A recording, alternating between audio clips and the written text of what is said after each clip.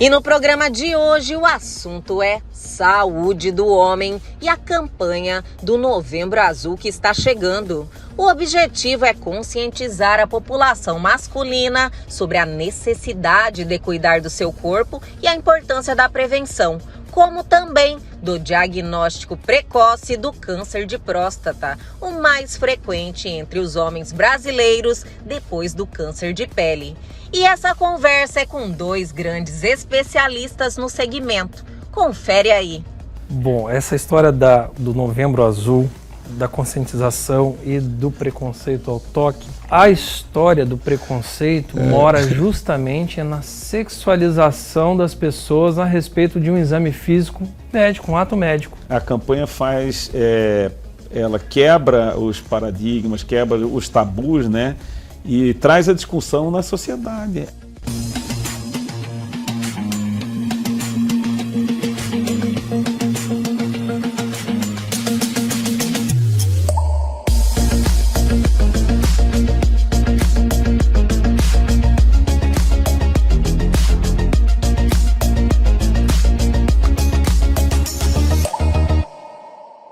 Meu nome é Bruno Heringer, eu sou oncologista clínico, sou especialista na parte de quimioterapia, hormonioterapia, no planejamento do paciente que tem que passar por radioquimioterapia, às vezes cirurgia. E vim aqui hoje falar um pouquinho sobre o diagnóstico inicial de câncer. Uma curiosidade importante que eu sempre gosto de falar para os pacientes é se você teve um diagnóstico numa etapa um pouco mais precoce, por isso que a gente sugere fazer os exames que fazem um diagnóstico precoce, respeitar a época da mamografia, respeitar o momento de fazer a colonoscopia, enfim, cada tipo de tumor tem o seu tipo de diagnóstico precoce. Se você conseguiu respeitar e acabou diagnosticando inicialmente um tumor desse, provavelmente você está com chance de cura. E a curiosidade que eu ia falar para vocês, dentro da medicina, se não for uma especialidade cirúrgica, dentro das especialidades clínicas, a oncologia, o câncer maligno, é uma das duas causas que tem cura, né? Junto com a infectologia, que a gente tanto vê aí a tuberculose, o Covid, essas doenças têm cura. O câncer, a neoplasia maligna também tem cura. Então, meus amigos, a gente pede nesse momento inicial para vocês terem calma, seguir as orientações dos médicos e, mais uma vez, a gente pede para vocês confiar em Deus, confiar na medicina e sempre estar seguindo aquelas orientações que são dadas nas consultas. E não se preocupem, a gente está acostumado que os pacientes estão sendo massacrados com informações novas e inúmeras informações, então a gente esquece muita coisa e esse momento que vocês estão vindo em consulta, a gente vai sempre estar à disposição para estar conversando e sempre tirando as dúvidas que já foram conversadas, que sempre vão estar surgindo. É para isso que nós estamos aqui e eu agradeço. Vamos todos com fé que tudo vai dar certo.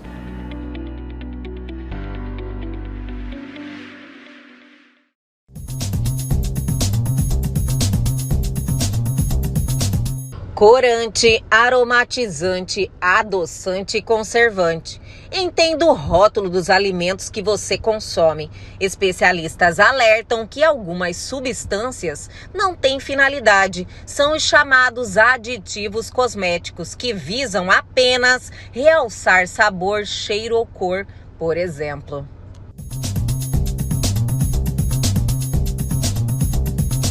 A proposta do Reino Unido para restringir cigarros eletrônicos após menina de 12 anos entrar em coma. Os médicos afirmam que o consumo de vape foi um dos fatores que contribuíram para a deterioração da saúde de Sara, que tem asma.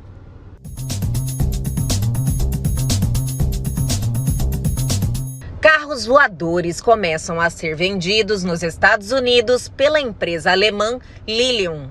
Interessados precisam desembolsar cerca de 51 milhões para adquirir um.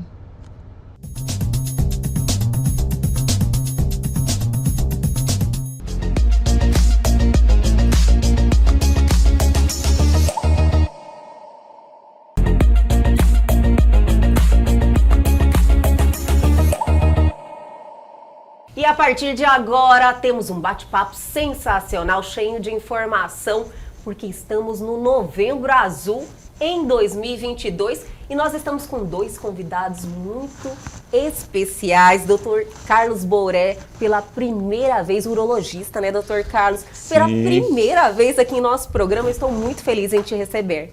Obrigado, eu também fico muito feliz de ter a oportunidade no Novembro Azul a gente poder divulgar essa informação. Ainda mais a sua especialidade, pois né, doutor?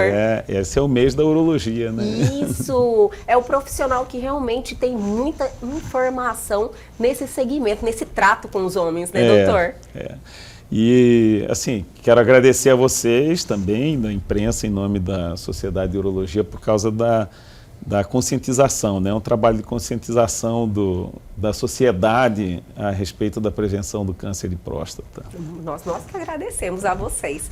E doutor Bruno Ehringer, que é oncologista clínico, que já é da casa, né? Doutor, é parceiro aqui do nosso programa, sempre está aqui com a gente, trazendo informação e transformando a vida das pessoas.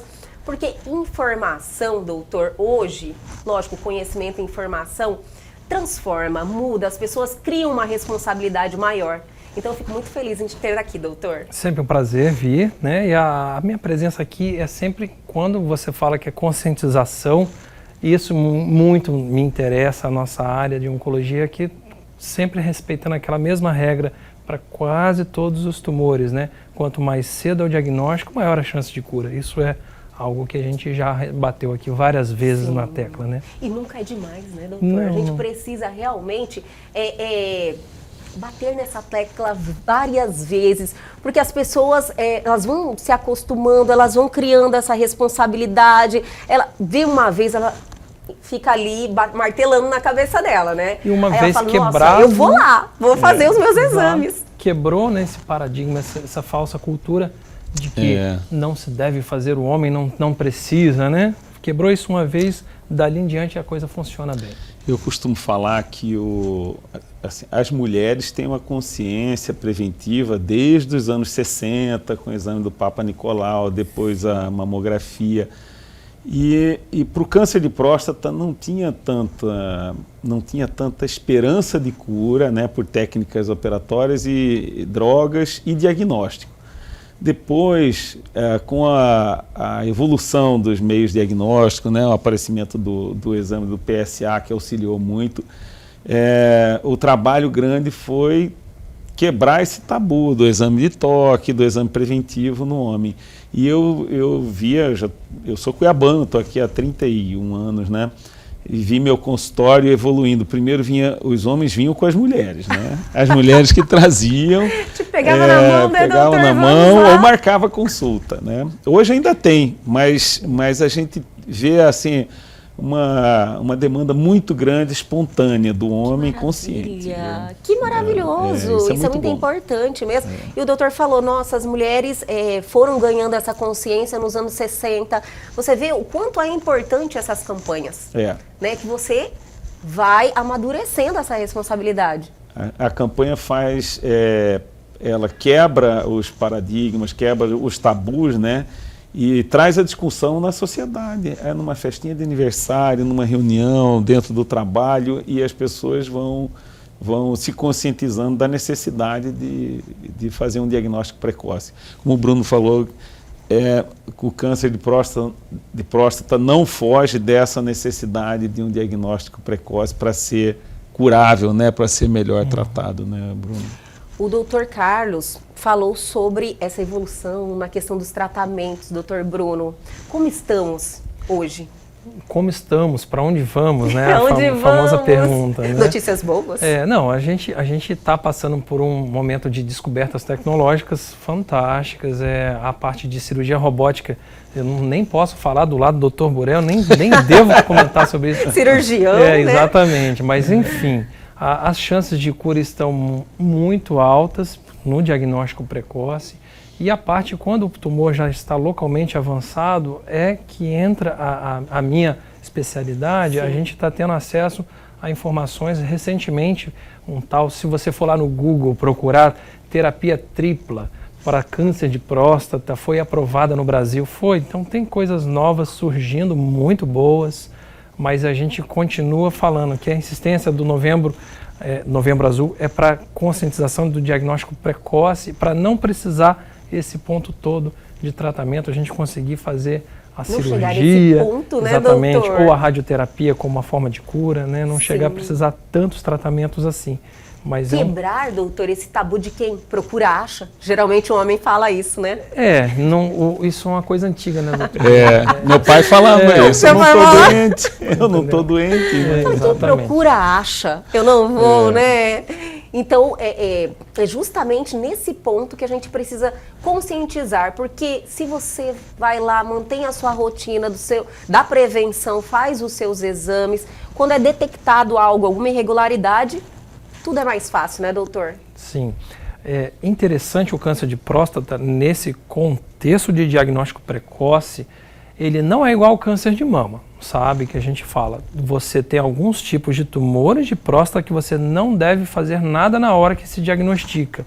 Olha! Você tem sim esse caso que ele é indolente, a longo prazo não vai te trazer um problema de saúde e você tem que acompanhar aquele paciente, mas você só vai saber se ele é um caso desse ou daquele outro tipo mais agressivo, se você fizer o diagnóstico precoce com as informações que você vai adquirir nos exames que são necessários posteriormente feito o diagnóstico, né? Doutor, algumas vezes, em algum desses bate-papos que a gente já teve aqui no programa, o doutor falou várias vezes, olha, o fator idade, né, é algo que realmente tem um impacto muito grande, então o fato de quanto mais velho, a chance de desenvolver um câncer de próstata, isso aí é fato, né? O doutor Buré que é o especialista nessa história Passou a bola, de doutor. idade. Não, é porque é interessante, né, Buré? Existem os limites de idade para começar e para parar de fazer. Sim. Mas conta pra gente um pouquinho dessa história da idade.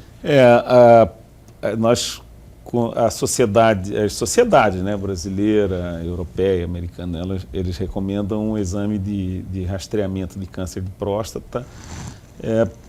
Há uma discussão hoje a partir dos 50 anos, a partir dos 45, mas basicamente a partir dos 45 anos, principalmente para os que são de risco, né, que são obesos, afrodescendentes, né, os negros, sedentários, os que consomem muita gordura animal, esses são pessoas que têm uma predisposição maior. E também a predisposição hereditária, que é muito forte. Quem tem pai, irmão com câncer de próstata tem lá 3 vezes mais chance de ter câncer de próstata do que a população em geral.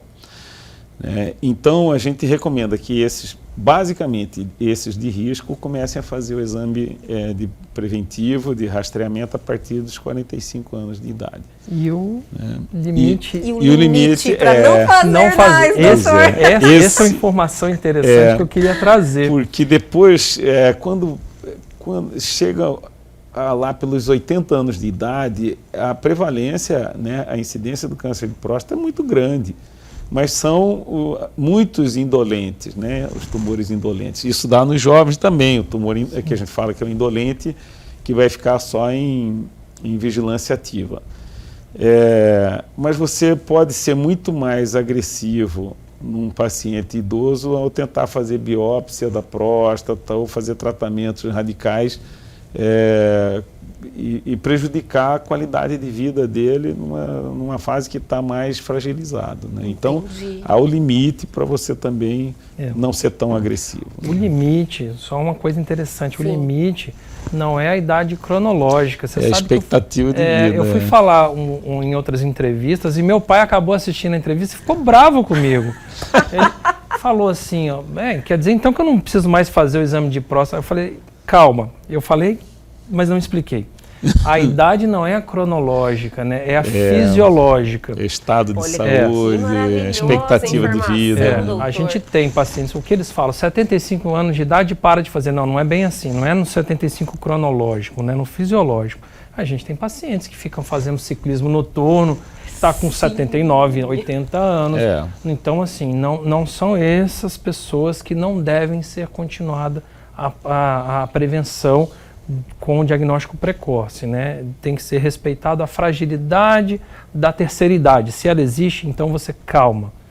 está tendo sintomas, não está tendo sintomas, qual que é o benefício de se fazer um diagnóstico desse para você tratar, o tratamento vai ser fácil, vai prejudicar alguma coisa, então não é cronológico, é uma unidade fisiológica, existe até uma ferramenta que a gente usa de cálculo, tanto de expectativa de vida, como da avaliação geriátrica global daquele paciente. Então, isso é sempre bom lembrar. É tipo um histórico, doutor?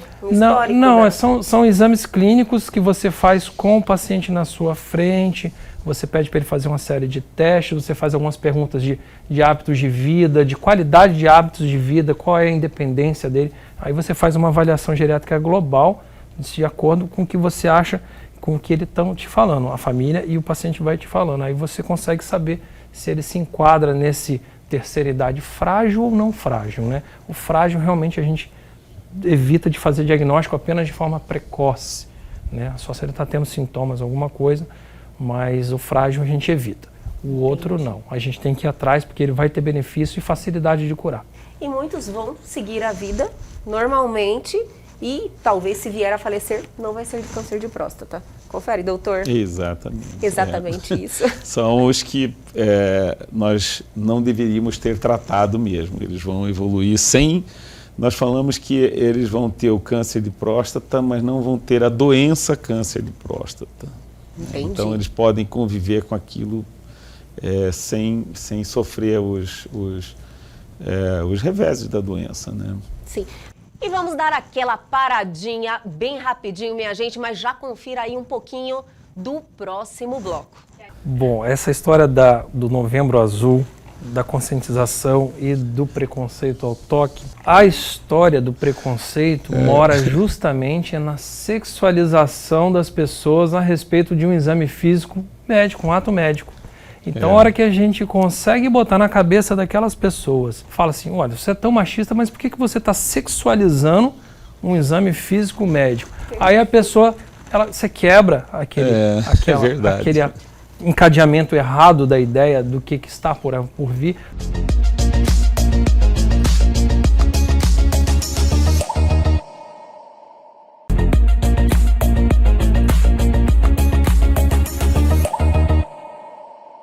Estamos de volta e vamos dar sequência a esse bate-papo fantástico.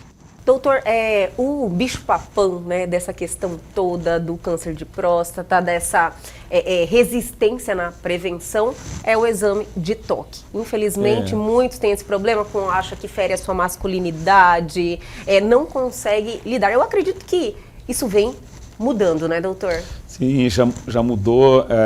Hoje eu vejo assim uma tendência até do paciente cobrar do urologista, né? Fala assim, porque às vezes o paciente que ele vai fazer o exame amanhã, já pediu, o cardiologista pediu os exames e você vai acrescentar o PSA, ele vai colher o sangue amanhã, está tudo agendado para o dia seguinte. Nós não fazemos o toque hoje porque isso altera o PSA e vai criar um falso resultado, né? Sim. Então, o paciente, na volta, ele fala, doutor, lembra que o senhor não fez o toque aquele dia. Já é da conscientização. Isso aí é bacana, né? Isso é legal. E o toque, a eficácia o toque é importante. O toque é importante porque nós avaliamos não só câncer de próstata, né? Todos os homens vão ter a hiperplasia benigna, que é o aumento benigno da próstata. E pelo toque a gente estima o volume dela, para associar o volume da próstata com os sintomas, né? Então não é essa. Claro que a gente avalia nódulo, consistência, assimetria, que é o que daria a desconfiança do câncer. Sim. Mas nós avaliamos também a hiperplasia benigna. Também avaliamos nisso, que não é da nossa especialidade, mas tumores de reto. Já fiz vários diagnóstico de tumor de reto pelo toque no rastreamento de câncer de próstata. Doutor, essa é uma novidade, eu não sabia. Você encontra a lesão ao toque e na ampola retal e aí encaminha para o especialista, né, que vai fazer biópsia, colonoscopia, tudo. Então, eu acho que o toque é um exame físico, não adianta a gente ficar pedindo ultrassom só e PSA, né? Tem que ter um exame físico. Já ainda tem um plus, né, doutor? Sim, um exame simples que você vai fazer um toque, examina a genitália, nós temos tumores de testículo, tumores de pênis, né, também que são doenças que você vai avaliar ali num exame muito rápido. É muito rápido esse exame físico. Doutor, eu sei que o doutor quer continuar algo, eu não quero interromper, o que é? Bom, essa história do Novembro Azul, da conscientização e do preconceito ao toque, isso seria bom tivesse um psicólogo aqui, eles iam adorar falar do tema. Olha só! Que ideia maravilhosa, doutor. A história do preconceito mora justamente na sexualização das pessoas a respeito de um exame físico médico, um ato médico. Então, a hora que a gente consegue botar na cabeça daquelas pessoas, normalmente são machistas, não sei o quê, fala assim, olha, você é tão machista, mas por que você está sexualizando um exame físico médico? Aí a pessoa, você quebra aquele encadeamento errado da ideia do que está por vir. A pessoa realmente, isso não é sexual, isso é um exame físico, vamos fazer. Você quebra na hora. Perfeito, doutor. Perfeito, acredito observação. Que essa observação, ninguém trouxe essa observação com essa clareza, dessa forma. Realmente você quebra. Sim, e olha que eu nem toquei em Freud, né? Porque a gente... Aí vai mais longe. Se fosse, ia longe. Com certeza. E os números em relação a 2021 para 2022? De câncer de próstata? Isso. Então, nós estamos saindo da pandemia, né? O INCA, Instituto Nacional do Câncer, ele estima que este ano aqui, de 2022, até dezembro, nós teremos feito, o Brasil, 65 mil novos diagnósticos de câncer de próstata. Isso aí é mais ou menos 25%, 20% a mais do que era em torno de 52 mil casos novos por ano, né? Que era a estimativa anual de casos novos de câncer de próstata no Brasil. Isso porque passamos 2 anos que mesmo, não só na iniciativa privada, no consultório privado, mas no consultório do SUS, nos ambulatórios, todos ocupados pelo Covid, né? Sim. Os serviços de rotina foram bastante tempo desativados, então nós ficamos com uma demanda reprimida.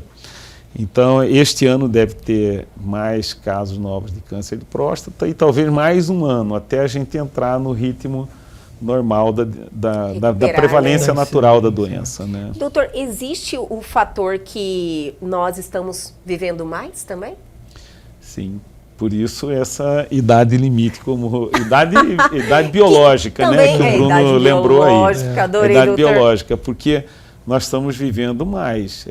Alguns mais e melhor e alguns mais, mas ainda com comorbidades. É isso que a gente tem que ter esse discernimento na hora de indicar a biópsia. A biópsia de próstata ela é muito simples, mas ela tem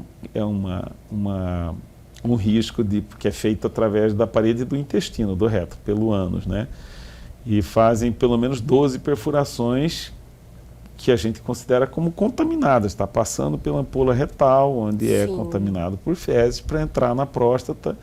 Só que é uma agulha fina, e isso é feito assim no mundo inteiro, né? Está mudando um pouquinho, técnicas novas, mas basicamente assim, o grande volume de biópsias são transretais. Não tem tanta complicação, mas em torno de 2% tem bacteremia, e precisa de uma internação ou um tratamento mais prolongado por infecção na próstata após a biópsia.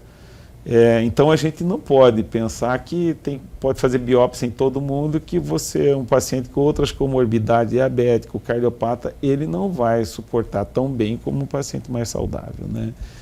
Precisa de mais cuidados para você indicar a biópsia. Entendi. O que está mudando nisso, que eu comentei, é que tem uma técnica nova, mas depende de equipamento específico, que ela é feita pelo períneo, transperineal, a biópsia de próstata, mas ainda incipiente. Tem poucos serviços que fazem, né? Ela não é contaminada porque ela é através da pele, não é por dentro do reto. Entendi, doutor. Mas ainda está em processo de validação.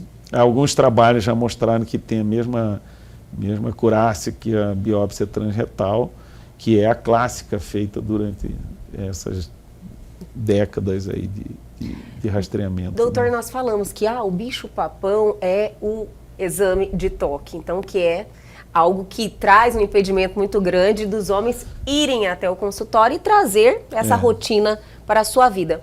Mas também, lógico, dentro do meu conhecimento, pela informação que eu busco, que o problema da próstata, ou você operar, traz algumas perdas para o homem na questão física. Isso é verdade, doutor? Nós vamos operar câncer de próstata, né? Então você tem as consequências, assim, a próstata, a primeira consequência que eu acho que é menos, mas é impactante apenas porque as pessoas ficam impressionadas, mas se você conversa bem, tem que estar bem explicado, né? É que o homem não ejacula mais, porque o esperma, ele é formado na uretra prostática, um pouco antes da ejaculação, é que ocorre a emissão das secreções na uretra prostática, e aí há uma associação de secreções da próstata, das vesículas seminais e os espermatozoides, e que isso vai para a uretra pulbar e aí é ejaculado. Quando nós fazemos a cirurgia, tiramos a próstata e as vesículas seminais, que é 80% do volume ejaculado. E ligamos os canais deferentes, então não tem mais a ejaculação, não tem mais esperma, né? Mas pode ocorrer de alguns pacientes terem a disfunção erétil. Muitos pacientes, aliás, né, vão evoluir e ao longo de um ano muitos recuperam, uma grande maioria recupera. Existe um tratamento hoje? Pouco está relacionado com o próprio organismo, com a localização e o tamanho do tumor que ele tinha, porque na verdade não é a próstata que está relacionada com a ereção, ela está relacionada com a ejaculação. Mas os nervos que vão para o pênis, levando a informação do estímulo sexual para então desencadear o processo de vasodilatação que leva à ereção, esses nervos são afetados mais ou menos, dependendo da extensão da doença. Então, um tumor que você vê muito marginal na imagem, nas biópsias, a biópsia é toda mapeada, né? São pelo menos 12 fragmentos, todos identificados de onde que são tirados, porque a próstata corre em cima, ela é fixada no assoalho pélvico por duas bandas, chamada banda neurovascular. São bandas fibrosas que têm vasos e nervos ali. Mas são só axônios, não são nervos. Então, aquilo é microscópico. A gente vai tirar rente à próstata do lado que não tem tumor identificado na biópsia, mas você vai com a margem maior do lado que a biópsia identificou o tumor. Então, vai lesar esses nervos que vão provocar uma disfunção da ereção. É maior ou menor, e isso aí nós vamos saber só depois. O primeiro objetivo é operar o câncer da forma mais curativa, mas também com uma preservação melhor das funções da qualidade de vida do paciente. Então, basicamente, é perda da ejaculação, perda da ereção, risco de perda da ereção, Sim. 100% da ejaculação, né? Perda da ereção e a incontinência. A ereção e a incontinência urinária perde o controle da urina, porque a gente tira a próstata e o colo da bexiga são um freio na pressão da urina dentro da bexiga. E você joga toda aquela pressão direto no esfíncter, que não trabalhava tanto. Não consegue segurar. Aí ele perde... de modo geral, assim, 10% dos pacientes vão sair continentes depois da cirurgia. Se tira a sonda, eles conseguem controlar. 90% vai perder urina e ao longo de um ano a maioria recupera. No final, 10% fica perdendo urina, mas aí tem outros... Durante esse período tem fisioterapia, que é muito boa.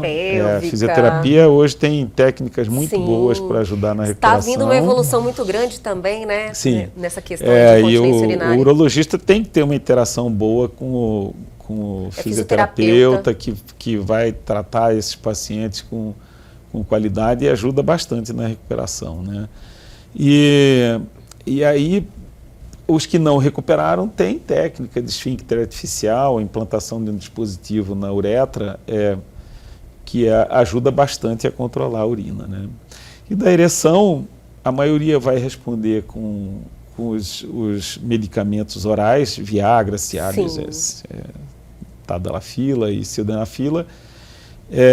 Alguns não vão responder bem, vão precisar de usar drogas vasoativas. Primeiro a gente tem um algoritmo para isso. Tem algoritmo. Entendi, doutor. Porque você, prótese, eu falo para os pacientes, falo assim, é a última opção. Olha. Você tem que encarar, né, o passo a passo para saber se adapta àquilo. Então tem drogas vasoativas com agulhinha pequena, injeta no pênis, induz ereção. É diária? Não, isso só quando for ter relação. Olha só. Então funciona, ajuda bastante, viu? Eu coloco prótese, mas eu prefiro que o paciente tente usar isso, porque é mais natural, né? E não é cirúrgico, ele vai usar sob demanda. E vamos dar mais uma paradinha, chamar o intervalo, mas já confira aí um pouquinho do próximo bloco. Câncer, a maioria não é hereditário, ele é adquirido ao longo da vida, né? As mutações vão surgindo ao longo da vida. Agora tem sim, o BRCA 1 e 2 é um exemplo clássico que a gente tem que começar um rastreio antes dos 45. O câncer de próstata, ele não tem um efeito compressivo sobre a uretra na fase inicial, ele não dói, não atrapalha a evacuação, ele é extremamente assintomático.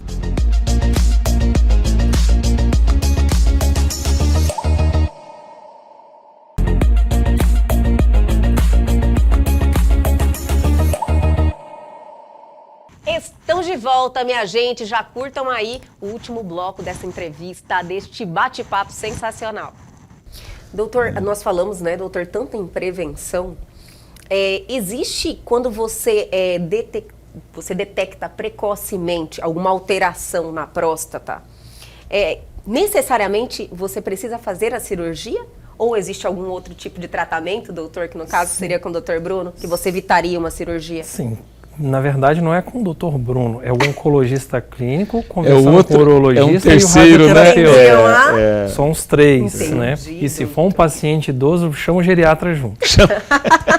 O que acontece? Você tem trabalho sempre comparando a cirurgia com a radioterapia, né? Depende do tamanho do tumor, do tipo, se é aquele mais indolente ou se é o mais agressivo.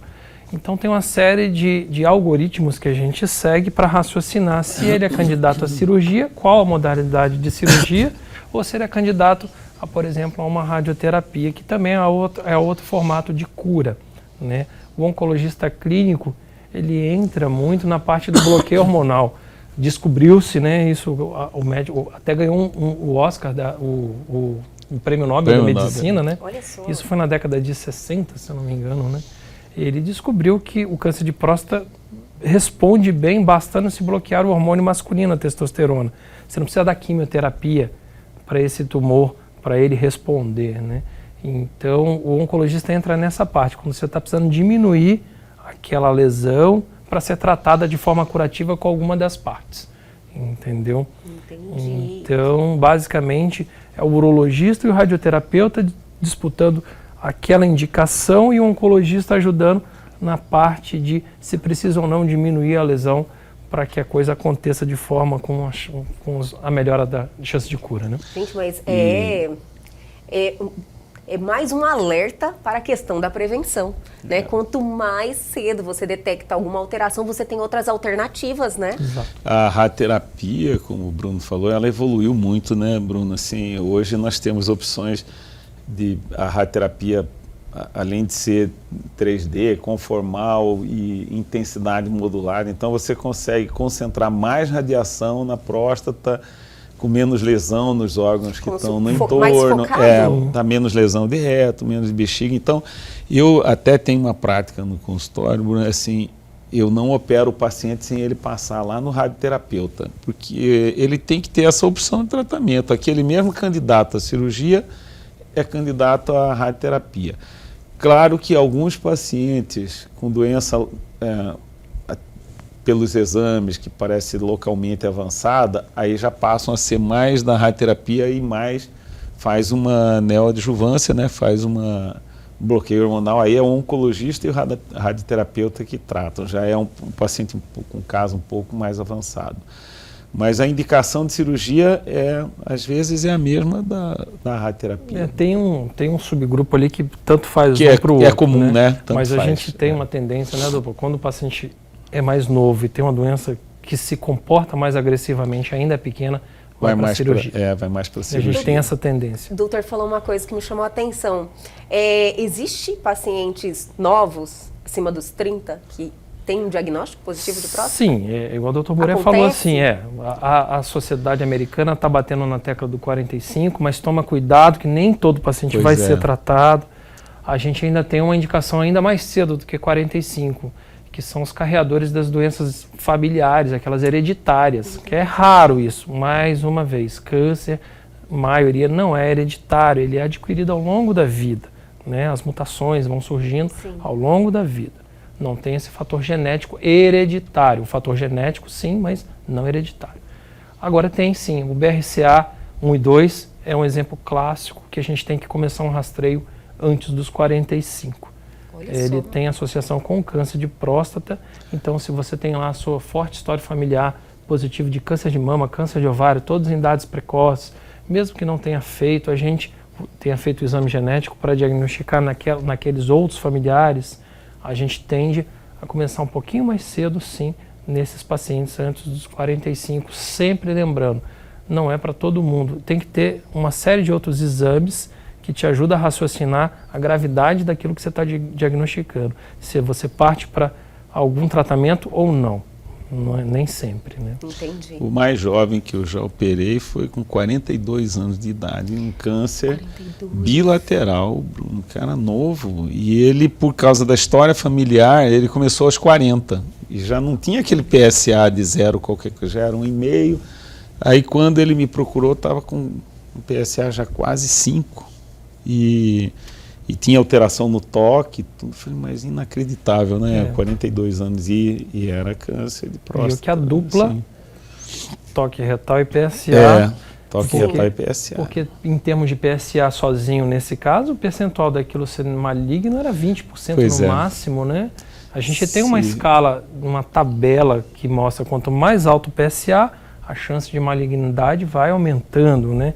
Mas um PSA de 5 não é uma chance alta o suficiente, e mesmo assim era, mas é porque aí o toque retal ajudou no raciocínio para saber, não, esse é. Sim, o doutor fala PSA, eu quero traduzir um pouquinho para quem está nos assistindo, é pelo sangue, né, doutor? Eu acredito que eu falei, olha, se alguém não estiver entendendo, eu vou trazer essa informação, é pelo sangue. Pelo sangue. Seria um primeiro exame? Vocês sempre pedem o PSA? A dupla. Os dois. Por isso que existe o Novembro Azul, a dupla. A dupla. Doutor, olha, eu não quero encerrar esse bate-papo maravilhoso, obrigada mais uma vez. O doutor Bruno falou sobre cirurgia robótica. E falou, olha, estou aqui ao lado do doutor Carlos. Eu falei, não vou encerrar sem falar um pouquinho. Então, está tendo uma evolução em relação aos procedimentos cirúrgicos?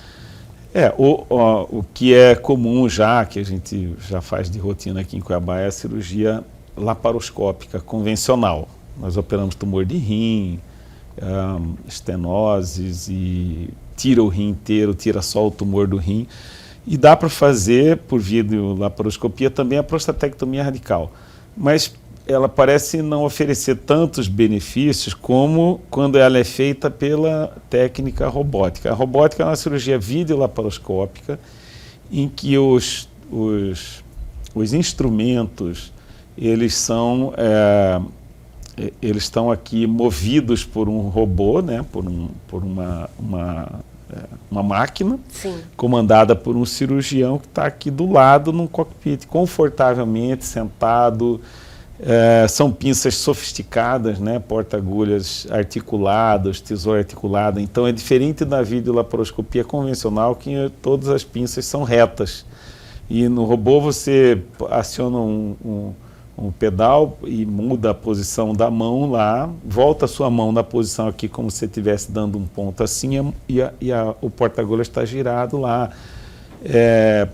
A tecnologia de imagem é 3D, a amplificação da imagem é melhor. Então a dissecção da próstata, da banda neurovascular, que te falei que é onde passam os nervinhos lá para o pênis, ela é um pouco melhor do que na cirurgia convencional. Então, O trauma é menor do que a aberta, porque é igual a videolaparoscopia. São trocáteres colocados no abdômen, né, punções, e é uma tecnologia que, assim, tinha um robô há uns, não me lembro quando que chegou o primeiro robô aqui no Brasil, mas acho que uns 10, 15 anos atrás. Já nem é mais o que está funcionando. Esse aí já virou sucata. Já virou para treinamento, já virou simulador. Hoje tem, assim, tem mais de 60 robôs no Brasil. Né? E aqui eu tive a notícia agora recente que vai ter aí nos próximos meses, deve chegar um robô lá no hospital onde eu opero, lá no Santa Rosa. Olha, né? Que maravilha, que notícia boa. Mas a gente ainda tem, para operar um paciente com robótica, tem um treinamento grande, com simulador, cirurgias com Proctor, né? E isso aí você tem que fazer fora, porque não tem aqui. Agora esse que vem deve vir com simulador também, então deve. E esse avanço, ele caminha facilitar. a passos largos também, né, doutor? Popularizou bastante, diminuiu o custo. As primeiras cirurgias robóticas eram 100 a tendência mil, tecnológica, né? 100 Ela mil, vem 120 caro, mil reais. caro. Isso aí hoje já está bem, praticamente um terço disso, né? Sim. Então, barateou e popularizou.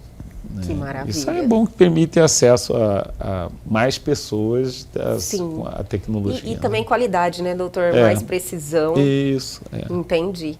Doutor Bruno, olha, não vou deixar também de finalizar esse bate-papo. O doutor esteve em um seminário, um congresso há poucos dias. O Congresso Brasileiro de Oncologia. Sim, eu vi suas fotos, acompanhei no seu Instagram lá. Eu falei, e as novidades, doutor? Olha, surgiram algumas novidades no contexto do câncer de próstata, né? Surgiram algumas novidades, igual eu falei, do terapia tríplice agora. Sim. Mas é para tumores mais avançados, né? A gente nem gosta de que as pessoas vão procurar o urologista, o oncologista só quando está tendo sintomas, tem que procurar antes de ter sintomas mesmo, porque a gente faz o diagnóstico antes e o tumor não fica avançado e não precisa dessas novidades que a gente aprendeu lá. E foi já aprovado aqui no Brasil, já está tendo amplo acesso, sem problema nenhum. Então, essa questão dos congressos em oncologia clínica, eles abordam na parte de câncer de próstata mais o doente com a doença já avançada. Entendi. Entendeu? Não é o nosso objetivo, não né, é o doutor? objetivo. É prevenção, né? Exatamente. Mas o interessante, falando de próstata em termos de incidência, viver ou morrer pelo câncer, o câncer de próstata ele é muito incidente, né?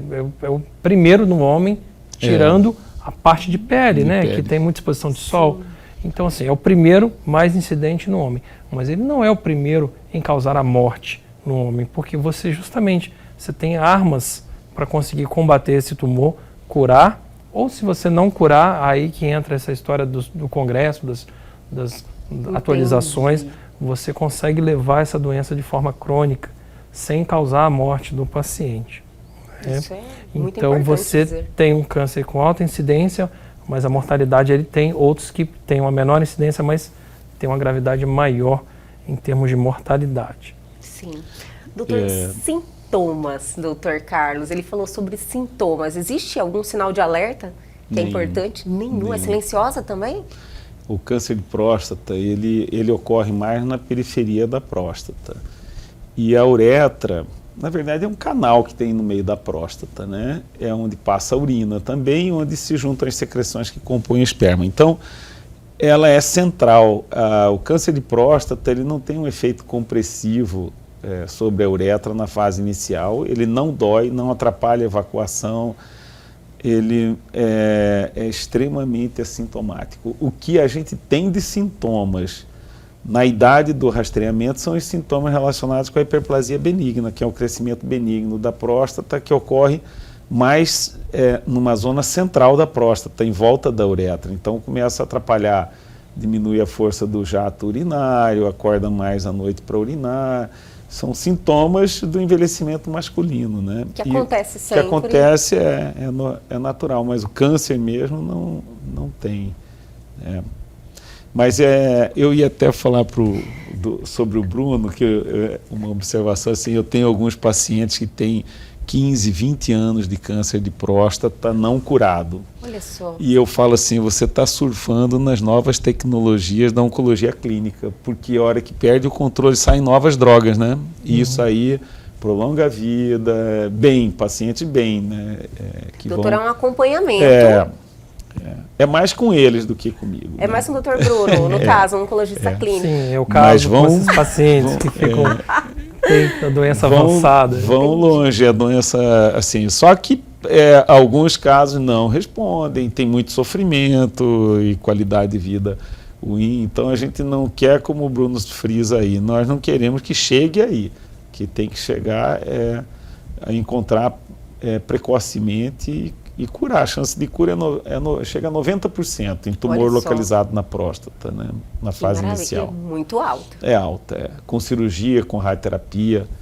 E isso aí é um alento, né? Se você procurar e encontrar, tá na fase inicial, está na faixa de cura, né? Sim, e quanto antes, melhor qualidade de vida, né, doutor? Sim, para poder ter várias opções e decidir qual é a melhor Escolher opção. o tratamento, né? Maravilhoso, gente. Olha, que bate-papo sensacional, alto nível. Doutor Carlos, quero te agradecer muito pela primeira vez aqui no nosso programa, trazendo, nos prestigiando. Muito obrigada pelo seu tempo e por trazer informação de qualidade aqui pra gente. Muito obrigada mesmo. Obrigado você, a sua equipe, e ao Bruno também pelo bate-papo, o Bruno já é meu amigo faz tempo, né?